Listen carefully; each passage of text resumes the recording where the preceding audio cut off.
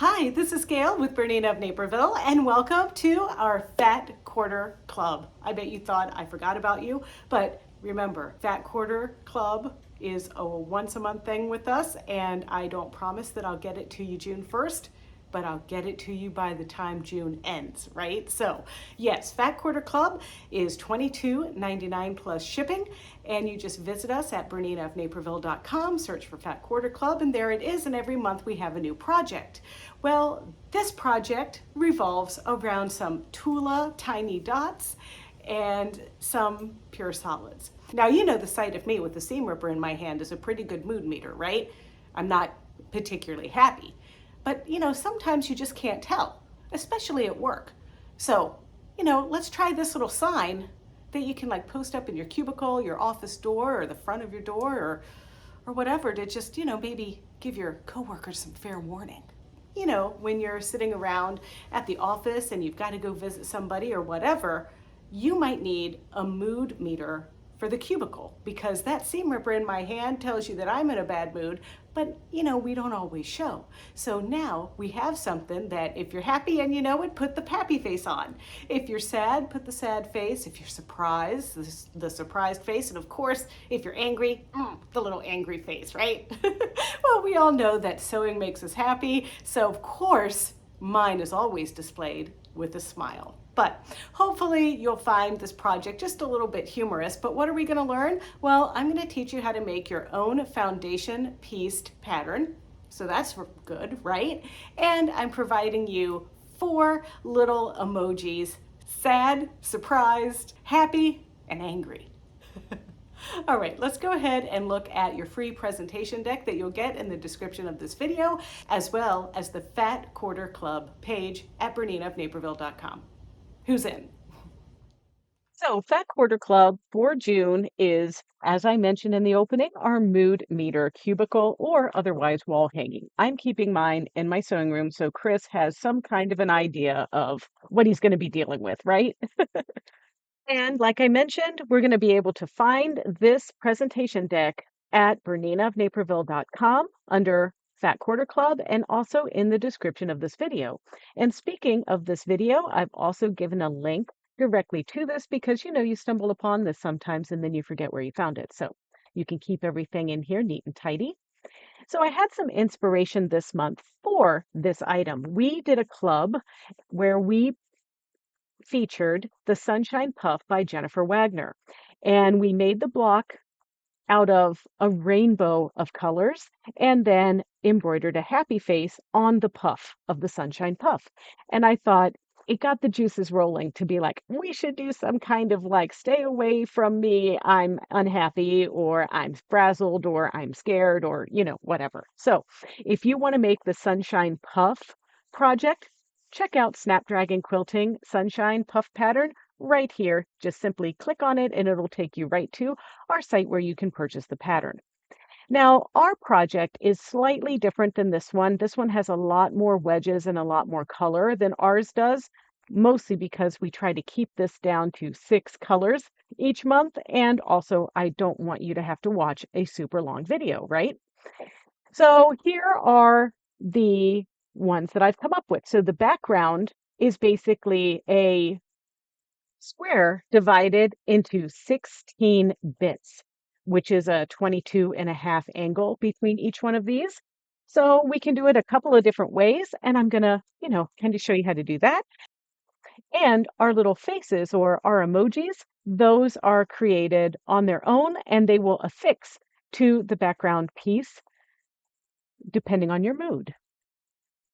So our fabric for this month, or for June, is a white background, a yellow emoji color, and then we've got 4 polka dots, or the tiny dots, from Tula Pink in opal, watermelon, candy, and bluebell. There's some additional supplies that we're going to need. Now you can use a Bernina or a Burnett sewing and embroidery combination machine to do this, but I'm using our Bernina 990. I'm also going to be using a 39C clear embroidery foot for the paper piecing part of this project. And if you do not care to make your buttonholes in the embroidery machine, you can certainly use them with your automatic buttonhole foot number 3A. And then, of course, we're using a 26 embroidery foot, and I'm using the 26L because it's laser compatible on my Bernina 990. So I used regular sewing thread to sew everything together. I used a cotton in the top and bottom in white, and that was Mettler Silk Finish. And then my embroidery thread is the 40 weight isocord in 0020, which is black, and that is also in the top and the bobbin. And then some various other items. Now, one thing I want to make note of is our button that I used. It's actually a needlepoint button, but it happened to be the right size for my buttonhole. This is a 55 millimeter button, and so I wanted to make sure that I have a button that size that I'm going to sew onto my little quilt background once that is completed. You're going to need little scissors, like these Karen K. Buckley Perfect scissors, and of course a rotary cutter mat ruler. And if you want, you can tape a couple pieces of paper together. We need to have one that will form an 11.5 inch square, or you can use butcher paper or freezer paper or something like that instead. Otherwise, you're going to have to tape your printer paper together to form the 11.5 inch squares. Okay, so I mentioned that there are free designs. There's 4 of them. There's the happy, sad, angry, and surprised. And each emoji is intended to be stitched in one color, which is black, like I talked about. And basically, you're just going to hoop these up and stitch, and they're 4 colors each because of the process of stitching these out. So why don't we go ahead and have a look at number 1, how we created the buttonhole and stitched that in embroidery, and then how we completed it with our emoji face. The first thing that we're going to do on our Bernina 990 or any Bernina embroidery and sewing combination machine, not just your 990. That's your 770s, your 570s, 535s, as long as they have embroidery. We're going to pick on the sewing side our buttonhole stitch. And this stitch is 51, and I want to make it as long as possible. So I'm going to either hit my little I button or my crayon, depending on the model of your Bernina, and I'm going to select my length. And then I'm going to select my auto length, and I'm going to turn my dial as I hold this up, my button up to the machine.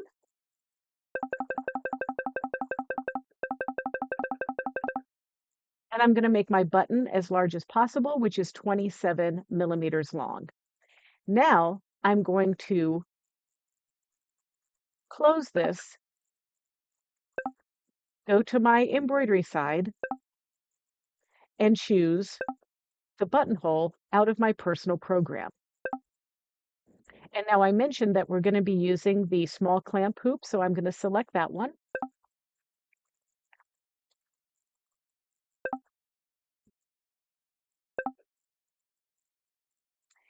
And now I can orient this in any way that I want, really. But what I want to do mostly is enlarge this buttonhole just a little bit more so that it is 55 millimeters in length. And if your machine is set to inches, simply go to your settings, to embroidery settings, and choose unit of measure.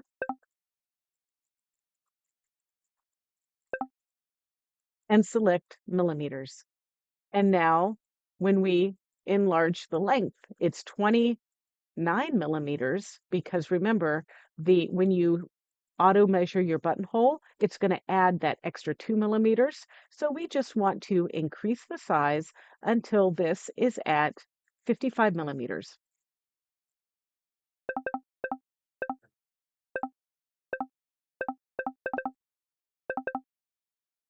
All right, and notice that I kept the proportions on like that. So now this is the only thing. So we're going to have in our hoop 1 layer of poly mesh stabilizer, and then we are going to be cutting some of our yellow fabric before we get started stitching this buttonhole. And the yellow fabric is going to need to be backed and the yellow fabric needs to be backed with fusible woven. And so that's what I'm doing here. I have 5-inch yellow squares, and each one is backed with fusible woven. And for however many emojis you're going to make, you need two fusible woven backed 5-inch yellow squares. Now, for the angry one, I happen to use just a little bit of orange from my stash, but however many emojis you want to make. And then once those are cut and fused, you're going to hoop the one layer of polymesh stabilizer up in your small medium hoop or small clamp hoop or whatever hoop will best work for your application in this project. And then we'll be ready to go over to the machine to start our emoji process, and that's with stitching that buttonhole out. So the first thing you want to do is fold your 5-inch square in half twice to find the center and use the sewing machine center button to find the center. And I've engaged that laser. So now I'm just placing that under the point of my laser. So that's the center of the design, which is my buttonhole, and then the center of the fold that I created. Now I'm ready to stitch out. So I'm going to hit the stitch out button, and then in my stitch summary, I'm going to make sure that I select basting because this will hold the fabric onto my stabilizer, and then I will stitch the buttonhole. Once the basting and the buttonhole has been completed with its stitching, I can just remove this hoop from my machine, and I'm not going to trim the stabilizer to the buttonhole. I'm just going to trim it flush with my fabric. So I'm going to have a 5-inch piece of poly mesh with that 5-inch yellow piece of fabric that's been backed with the fusible woven.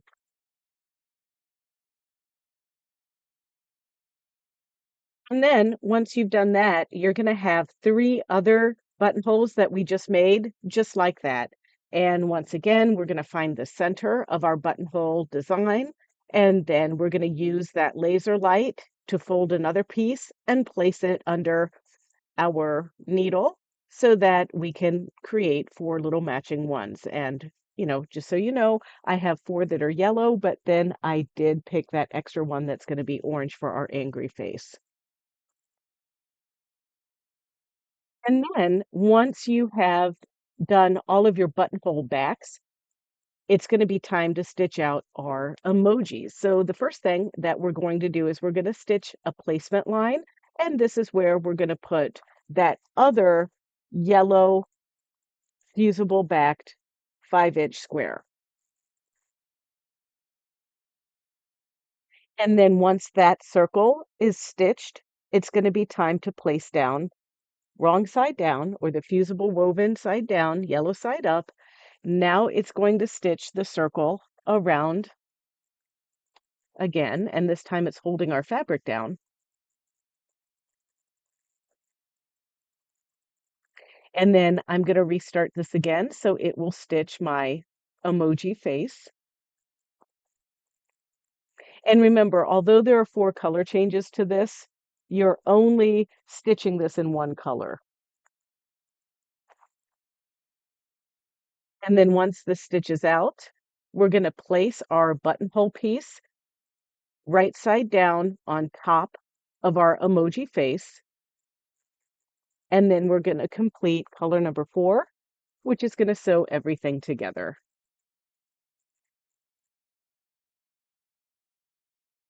And then you're going to take it out of the hoop and you're going to trim really close to the edge, leaving about just a wee bit less than 1/4 of an inch seam allowance around that face.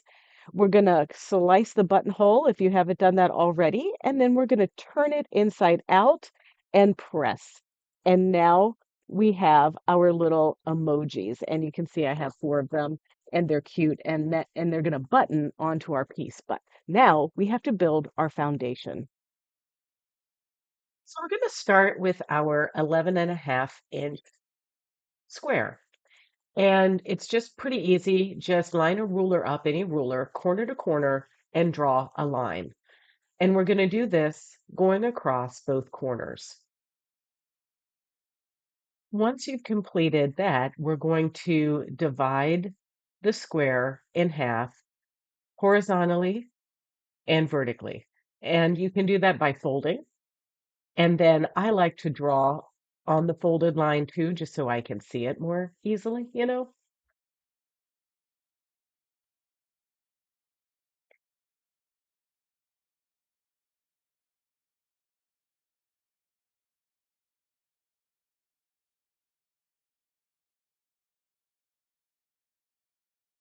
Now, the next lines that we need to mark are 22 and a half.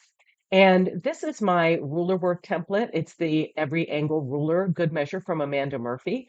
And we could certainly use this to make our 22 and a half degree marks on our piece, or we could pick up a 16 wedge like Dresden plate wedge. This is the Amanda Murphy one, and you can also see it says 22 and a half degrees on it. Creative Grids also makes one. So we could use this as well. And then what you do, and then in this case, I've lined up my 22 and a half degree wedge ruler there, and I'm extending it by putting my ruler on the flat piece. So now I can just draw a line down this area and that has divided this piece. And I'm just going to do this in between all of the lines that I've already made. Now, if you don't want to do that, another kind of easy way to do this is literally to fold your paper so that two of your lines, the vertical line and the diagonal line up perfectly. You make a crease and then you draw the line in that crease. This also is perfectly acceptable. In fact, sometimes I think that in a video it's easier to show this technique, but if you are somebody that's really fastidious and you want to, really line all your angles up perfectly or whatever, you might go for using the every angle ruler with that 22 and a half line. And the reason why I'm not pulling another ruler like a normal quilting cutting ruler is because I've not found one yet that has that 22 and a half degree line. So even if you're not interested in doing ruler work, that every angle ruler from Amanda Murphy is really a good tool to have in your sewing cabinet.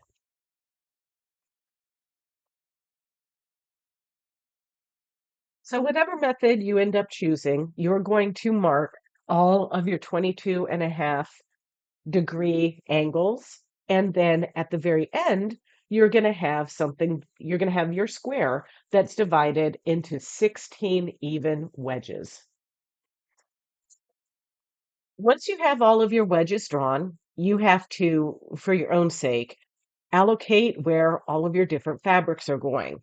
And for me, I'm starting on this left bottom corner and I'm going around. And basically, I'm doing white, red, white, pink, white, blue, and then white and purple. And then I just repeat white, red, white, pink, white, blue, white, purple. Once that's complete, we can't paper piece this entire piece because we need to have some seams in there. So you're going to find your angle, and I'm cutting this a little offset. So I'm going to pick this line right there under the white and under the purple. And then I will have two foundation pieced units that I'm going to use to make our cute little radiant sunbeam. Okay, so once we have this, it's time to think about our cutting for our different fabrics in our fat quarter kit.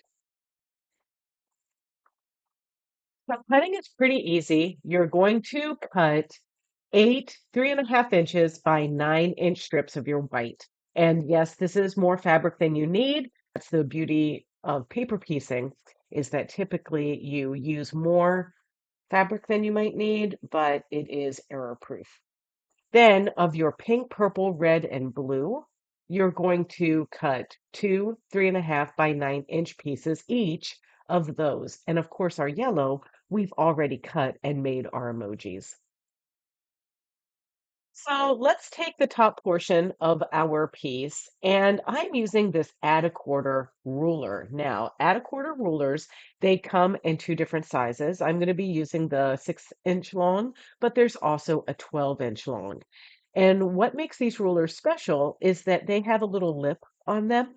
And as we build our foundation paper piece unit, that's going to help us keep that 1/4 inch with the little lip on it.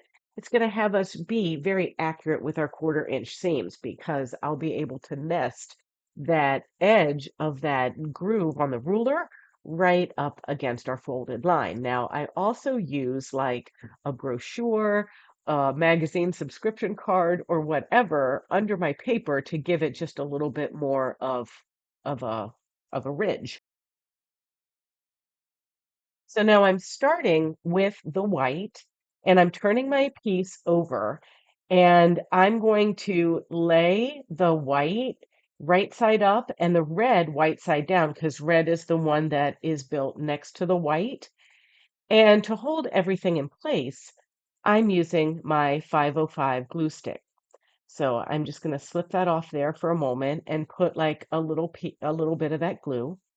And now I'm just going to cover that whole wedge shape, just like that. And now I'll turn this over and fold on that line.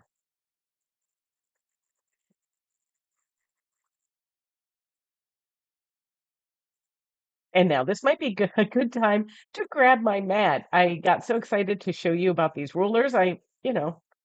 Cutting mat, smutting mat. And so let's take our ruler and line it up there. And you can probably notice that the 12-inch ruler would probably have been more appropriate for this. But sometimes I just like the smaller rulers for I can wiggle them around a little bit easier. So it's up to you which length you would want to choose. And now just to temporarily hold that other piece into place, I'm going to pin through the paper and through all the layers of my fabric. And now I'm going to go over to my sewing machine and I'm going to stitch exactly on that green drawn line. So over at my Bernina 990, I am using my 39C foot. I like it because it has these red lines down the middle center needle position and also to the right and left at where the needle is positioned. And when you're doing paper piecing, it's a great idea to shorten your stitch length so that the paper can perforate easier and you can rip your paper off. So I'm going to adjust my stitch length to like 1.75, just like that. Now you saw me, I just touched the stitch length and adjusted. We could also use our multifunction knobs. And then I'm just going to position my work under my foot, aligning that red dot on my foot in line with my green drawn line. And now I'm just going to stitch right down that line.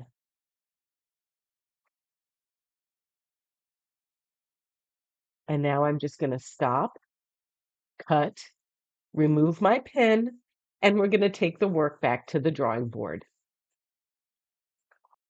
So back at the drawing board, I'm going to remove that pin and I'm going to turn my work to the right side and finger crease that seam we just sewed. And now we're going to flip the piece over again. I'm going to use my brochure and I'm going to line it up now between the red and the white because white is the next piece that we're going to place here. Use my add a quarter ruler, bump that little groove up to the brochure and the fold and cut.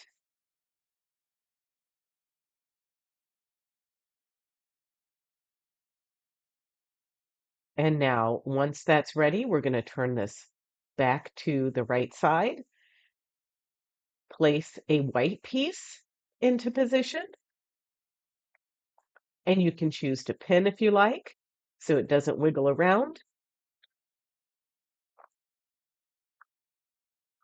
And now we're going to just stitch down that line. So now we're going to go over to the work table again. We're going to flip our piece over to the right side, finger crease our white piece. We're going to turn it over, use the brochure and the add a quarter ruler to trim. Then we're going to add a pink piece and we're going to stitch that. And we're just going to keep going back and forth with this process, following the allocations of our fabric colors that we put on our piece until the entire thing has been stitched. And of course, we divided our square into two pieces. So this is just the top portion of our piece. So we're going to do the same process and repeat for the bottom until we have two pieces that are identical. Once my piece is completely covered with all my stitch and flip paper piece ness, right? I'm going to take it over to the work table and I'm going to use my add a quarter ruler and I'm adding a 1/4 inch seam to the edge of the paper and I'm trimming my piece down to size. And like I mentioned, ultimately, we're going to have two of these pieces that then we're going to stitch together. The best way to stitch these pieces together is to align the center points first. Now, for those of you that are new, don't worry if this doesn't come out perfect. Remember, we're covering this with a button that we'll add our little emoji characters onto, so it doesn't have to be perfect. But you're going to start by pinning and lining up that center. Then you're going to pin at the opposite edges and sew down that long seam, and if you want, you could try pressing the seam open so that it lays a little bit flatter. And of course, before we put our lining backing on to this piece, we're going to remove all of that paper. Our paper has done its job now, so we're going to take it all off. And then you're going to go back to the iron and give it a little pressing, get everything nice and flat. And then we're going to add final touches.